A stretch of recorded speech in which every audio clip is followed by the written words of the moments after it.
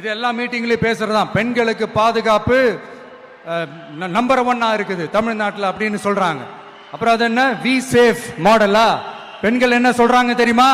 அது we safe model இல்ல, we are not safe மாடல்னு சொல்றாங்க.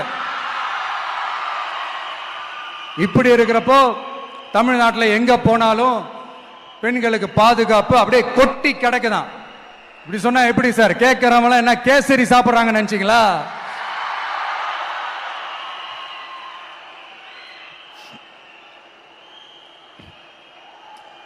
அடுத்து இந்த சட்டம் ஒழுங்கு, அது காணாம போய் ரொம்ப நாள் ஆச்சு. இவன் வேற, இந்த விஜய் வேற, எங்க போனாலும் இந்த மக்கள் கிட்ட இந்த சட்டம் ஒழுங்கை பத்தி பேசி ஞாபகப்படுத்திக்கிட்டே இருக்கான்னு முதல்வர் அவர்கள் அவங்க கூட இருக்கிறவங்க கிட்ட எல்லாம் சங்கடப்பட்டாராம். நாம் என்ன பண்றது? நாம தான் தமிழ்நாட்டோட விசில் ப்ளோயர் ஆச்சே. நாம எப்படி சைலண்டா இருக்க முடியும்? நாமளும் கேள்வியா கேட்கிறோம், ஆனா பதிலாம் வந்த மாதிரியே தெரியல. இருந்தா தானே வர்றதுக்கு, வச்சுக்கிட்டா வஞ்சனை பண்றாரு.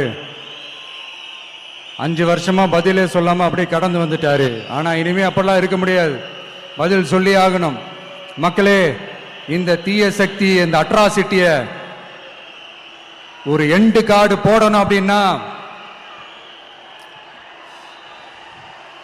அவங்கள சுவிட்ச் ஆஃப் பண்றது தான் ஒரே சொல்யூஷன். அதுக்கான ரிமோட் தான் வரப்போற எலெக்ஷன்.